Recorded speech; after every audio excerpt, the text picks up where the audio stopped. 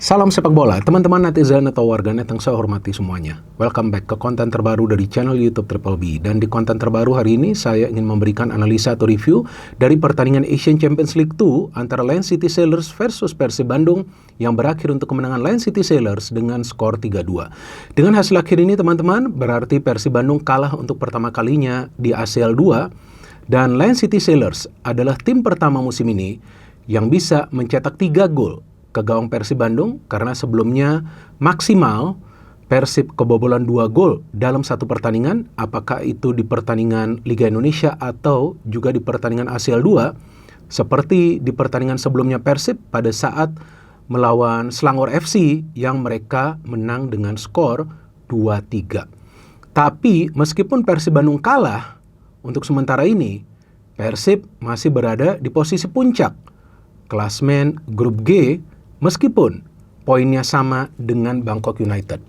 Karena kalau kita lihat dari klasmen sementara, maka Persib Bandung unggul dari segi selisih gol. Karena kalau kita lihat di sini dari klasmen sementara, Persib telah mencetak 10 gol tapi baru kemasukan 6 gol, sedangkan Bangkok United yang di pertandingan mereka bermain imbang melawan Selangor FC sudah mencetak 8 gol dan juga baru kemasukan 6 gol seperti Persib Bandung. Artinya dari segi produktivitas memang Persib Bandung unggul, dan kebetulan nanti pertandingan terakhir dari fase grup ini Persib akan menjamu Bangkok United pada tanggal 10 Desember nanti. Artinya di pertandingan tersebut minimal Persib Bandung harus bisa mendapatkan 1 poin untuk bisa memastikan langkah lolos dari fase grup. Tapi saya yakin para pemain Persib tentu akan mengincar 3 poin. Dan saya juga yakin Boyan Hodak akan meminta para pemain Persib untuk fokus meraih sebuah kemenangan. Seperti yang saya perhatikan, juga Boyan Hodak meminta kepada para pemain Persib di pertandingan semalam. Karena kita bisa melihat bahwa Persib Bandung menguasai jalannya pertandingan dengan persentase ball possession yang sangat tinggi, bahkan melebihi 60%. Dan jumlah peluang dari Persib secara keseluruhan itu, kalau yang saya catat, ini saya catat ya, jadi saya tidak melihat statistik dari live score atau juga dari situs lainnya, tapi yang saya catat, total percobaan dari para pemain Persib itu adalah sebanyak 22 kali ke arah gawang dari Lion City Sailors. Dan yang on target berapa, teman-teman? Yang on target itu adalah 9. Tapi Persib hanya bisa mencetak 2 gol. Nah, inilah yang pernah saya katakan sebelumnya kan, bahwa conversion rate dari Persib ini masih rendah. Dengan bisa menciptakan 9 peluang on target, ia minimal seharusnya dengan kualitas pemain yang Persib punya, minimal 50% dari itu bisa dikonversi. Artinya, ya paling nggak bisa mencetak 4 gol. Dan memang penjaga gawang dari Lion City Sailors memang lagi on form kan. Dia melakukan banyak saves, terutama di babak kedua, yang namanya ini, memang dia lagi on form, yang namanya ini adalah Ivan Susak ya. Dia memang berasal dari Kroasia, jadi memang dia bagus sekali formnya itu semalam ya. Banyak saves yang dia lakukan, apalagi dari Ramon tuh, yang dia save sambil terbang. Tapi juga banyak peluang dari para pemain Persib yang melenceng. Nah, inilah yang menjadi masalah sehingga Persib hanya bisa mencetak 2 gol. Tapi menurut hemat saya, Persib mengalami kekalahan ya karena memang ada kesalahan dalam mengantisipasi arah bola dari beberapa pemain Persib yang bermain di lini pertahanan. Memang para pemain Lion City Sailors itu sudah paham bahwa mereka harus memberikan umpan melewati lini tengah dari Persib. Karena kalau mereka bermain umpan-umpan pendek, kayaknya mereka akan kenalah counter pressing dari para pemain Persib, karena Persib tuh di tengah tuh kuat.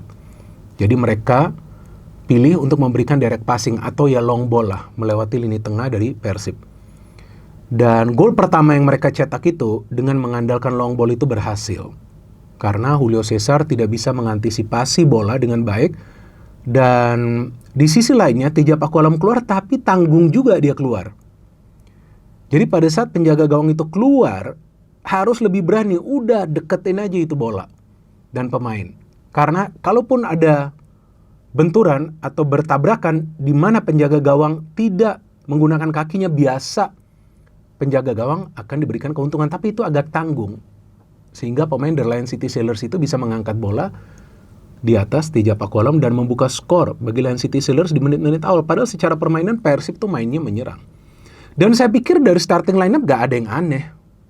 Starting lineup dari Persib Bandung karena Boyan Hodak memilih William Barros, Andrew Jung, Beckham Putra, Tom Hay yang bermain sangat luar biasa. Memberikan 2 assist, punya 2 peluang, 1 on target, dan juga bisa memberikan 3 umpan kuncang sukses. Ada McLeod, ada juga Bergwinho, ada Eliano Reinders, ada Matt Ricardi, ada Julio Cesar, ada juga Franz Putros. Ini gak ada yang salah. Ini menurut saya sudah oke nih starting line-up-nya.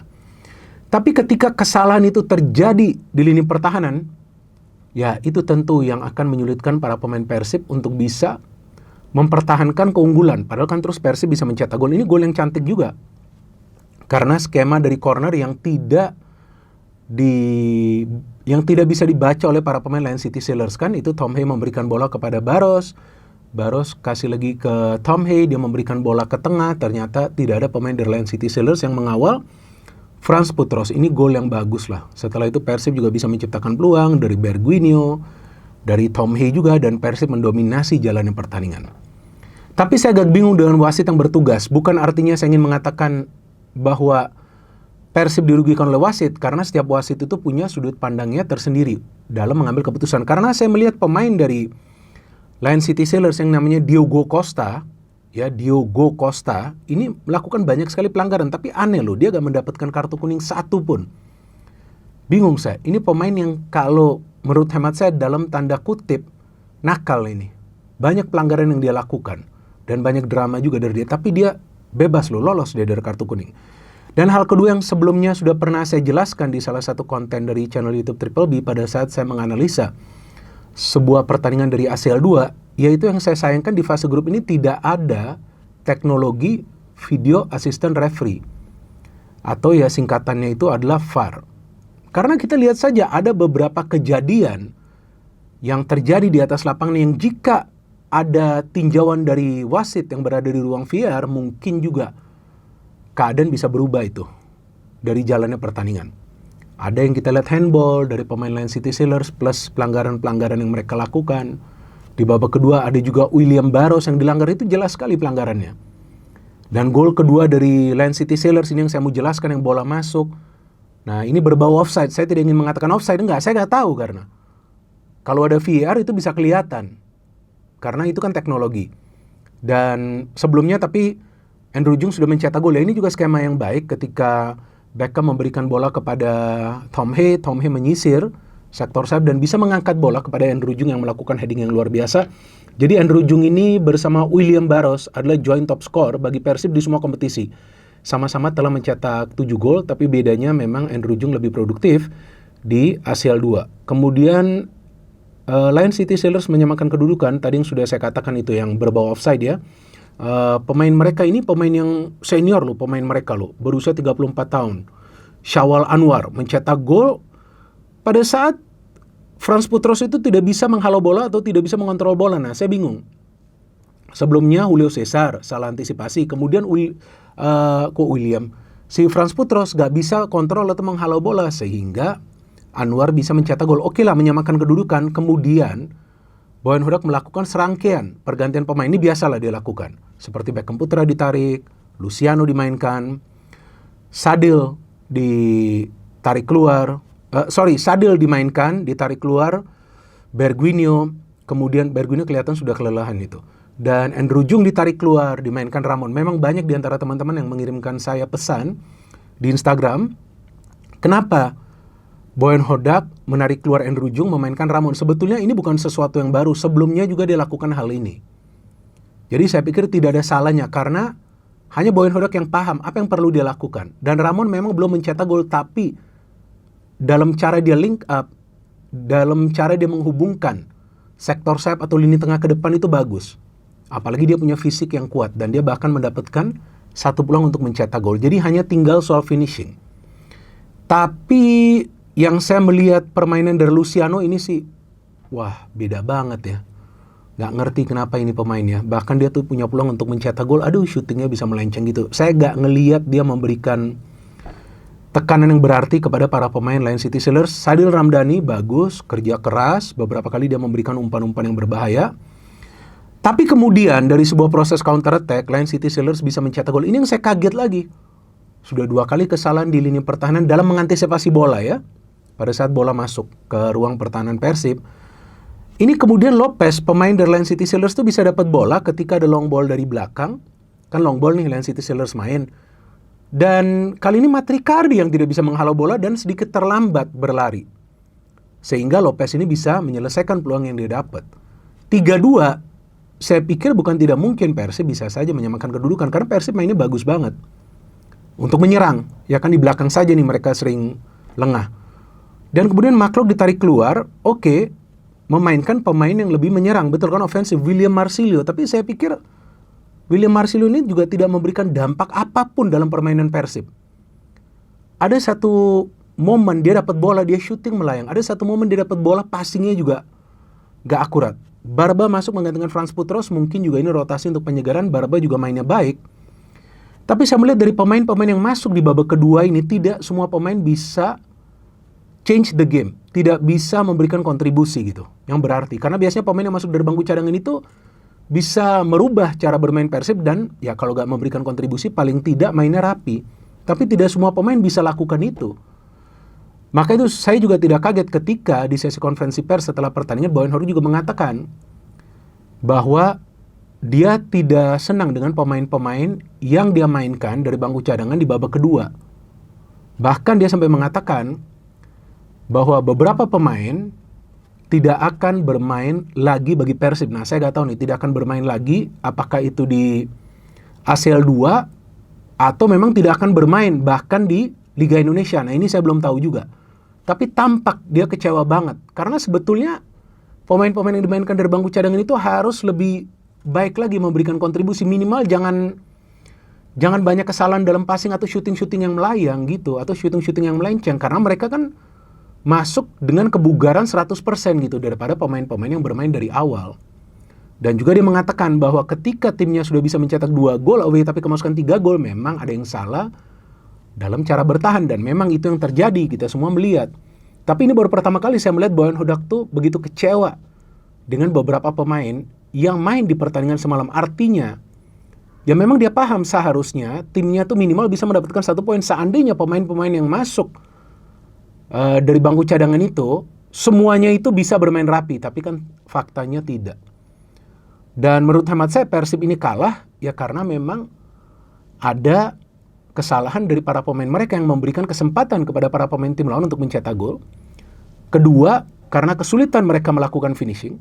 Dan ketiga, kalau saya perhatikan nih jujur, di 15 menit terakhir ada beberapa pemain yang sudah tampak kelelahan, sehingga kadang-kadang mereka kehilangan fokus dalam mempertahankan bola atau juga dalam mengantisipasi arah bola. 15 menit terakhir, teman-teman bisa nonton lagi pertandingan semalam. Jadi saya pikir kekalahan ini tentu memberikan pelajaran kepada para pemain Persib bahwa mereka harus betul-betul fokus selama 100 menit, jangankan 90 menit. Dan yang kedua, ketika lini pertahanan itu terekspos dan pemain Persib one-on-one dengan pemain tim lawan, kiper itu komunikasinya harus baik. Jangan ragu-ragu untuk maju kemudian ambil itu bola. Karena itu wilayah kiper di dalam kotak penalti. Dan perlu saya tegaskan juga kepada teman-teman yang sudah saya tegaskan sebelumnya di channel ini dan juga di platform lain. Bahwa sebagai warga negara Indonesia dan juga pecinta sepak bola Indonesia yang sudah siaran Liga Indonesia sejak tahun 2007, bahkan menonton Liga Indonesia itu sejak 1994, saya akan mendukung setiap klub yang berkompetisi di level Asia. Jadi musim ini Persib dan juga Dewa United akan saya support karena mereka mewakili negara kita, Indonesia. Dan saya harapkan mereka bisa perform dan melangkah sejauh mungkin agar ranking dari liga kita itu naik di ranking AFC. Karena ranking AFC itu dihitung atau dikalkulasi berdasarkan performa dari klub dari masing-masing negara itu sesuai dengan performa mereka di kompetisi antar klub Asia. Jadi jika sebelumnya juga saya support PSM, ya tentu musim ini saya akan support Persib Bandung dan juga Dewa United. Tapi ada juga beberapa yang tidak paham sehingga mengirimkan pesan-pesan yang menurut saya tidak edukatif gitu ke akun saya. Ya kan, jadi saya harapkan kalian juga coba pemikirannya lebih positif lagi. Karena channel YouTube Triple B ini adalah channel yang netral dan akan mendukung setiap klub yang mewakili Indonesia dan tentunya mendukung tim nasional Indonesia agar kita ini maju. Apalagi para pemain ini membawa nama negara. Ya kan, walaupun kita tahu bahwa di setiap klub itu ada juga pemain-pemain asingnya, tapi mereka mewakili Persib Bandung sebagai klub dari Indonesia. Jadi teman-teman, saya pikir nanti di next match tinggal kita tunggu bagaimana Persib bisa bangkit dari kekalahan ini di ACL 2 dan juga kita tunggu bagaimana nanti performa mereka di pertandingan Super League yang kalau nggak salah mereka akan berhadapan melawan Madura United. No hate, no politics, only football. Salam sepak bola.